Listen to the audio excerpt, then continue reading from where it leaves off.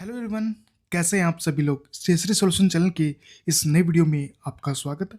दोस्तों, आज के इस वीडियो में हम बात करने वाले हैं ईपीएफओ के लेटेस्ट इंपॉर्टेंट अपडेट। तो जितने भी पीएफ मेंबर है या एम्प्लॉयर है वो दोनों के लिए अपडेट है, क्योंकि दोनों पे अपडेट है, मेंबर पोर्टल पे भी और एम्प्लॉयर पोर्टल पे। जो ये अपडेट है वो है रिगार्डिंग डी लिंक का। तो दोस्तों, ऑलरेडी जो ओनली डी लिंक का ऑप्शन था ओनली एज ए मेंबर के पास था। अगर कोई कंपनी कॉन्ट्रीब्यूशन बिल्कुल भी सबमिट नहीं करती तो वो डी लिंक का प्रोसेस होता था, लेकिन इसमें अपडेट किया।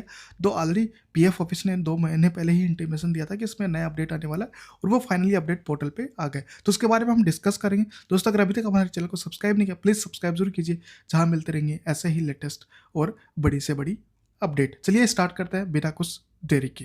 तो दोस्तों, जैसे आप एम्प्लॉयर पोर्टल, अगर आप एम्प्लॉयर हैं तो अगर आप एम्प्लॉयर पोर्टल लॉगिन करेंगे तो आप जब आप मेंबर में जाएंगे, मेंबर में आपको एक नया ऑप्शन आपको मिलने वाला है। मेंबर में आप क्लिक कीजिए और यहाँ पे डी लिंक मेंबर आईडी का आपको यहाँ पे ऑप्शन दिखेगा। जैसे आप इस पर क्लिक करेंगे तो आपके पास जो भी कोई रिक्वेस्ट आती है, एज ए फॉर एग्जांपल आप कोई रिक्वेस्ट रेज नहीं कर सकते, लेकिन मेंबर है वो आपसे रिक्वेस्ट रेज करेगा और आपको स्टेटस दिखेगा कि उसका member ID, establishment name, UN number, service details, delink reason क्या है उसका, और फ्रोजन स्टेटस क्या है, रिमार्क क्या, कॉन्ट्रीब्यूशन, पूरा डिटेल इसमें दिखने वाला है। वो चेक करके आपको अप्रूव या रिजेक्ट करना है। अगर वो जेन्युइन केस है तो उसके अकॉर्डिंग आपको ये रिप्लाई करना है। ये एज ए एम्प्लॉयर पोर्टल पे नया ऑप्शन आया, अपडेट आया।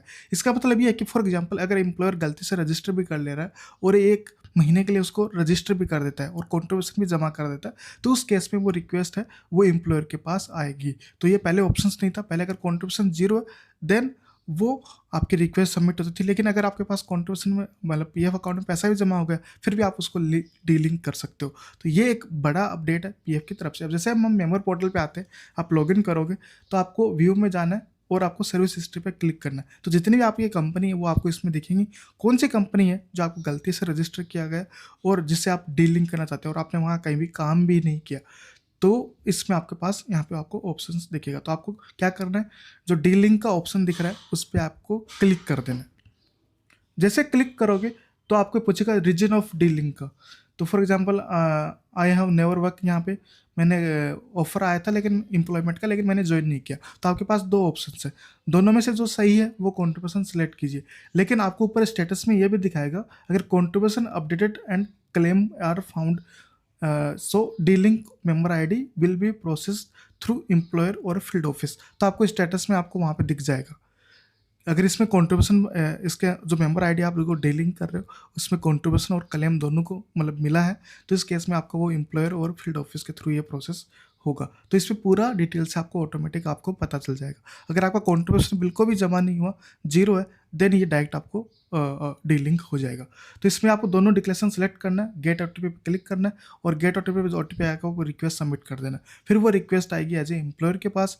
एम्प्लॉयर इसको चेक करेगा या रिजेक्ट करेगा, जो भी है। अगर आपने ज्वाइन किया, अगर आपने 5 दिन 10 दिन भी काम किया तो वो तो एक्चुअल में कॉन्ट्रीब्यूशन बनेगा, तो वो आपकी रिक्वेस्ट रिजेक्ट भी कर सकता है। अगर वो जेन्युइन केस है तो वो अप्रूव कर देगा और फिर वो पीएफ ऑफिस के साथ जाके ये रिक्वेस्ट अप्रूव हो जाएगी। तो ये नया डीलिंक का प्रोसेस है।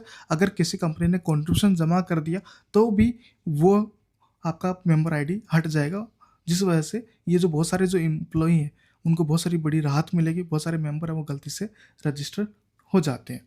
तो ये अपडेट कैसा लगे आप कमेंट करके जरूर बताइए। इसमें एक इम्पोर्टेंट आपको ध्यान रखने वाली बात है कि एक बार अनुरुद्ध मतलब स्वीकृत होने के बाद मेंबर आईडी को डीलिंक कर दिया जाता है, उपलब्ध सभी धनराशि जब्त कर दी मतलब कर ली जाएगी और मेंबर आईडी को दोबारा लिंक नहीं किया जा सकता।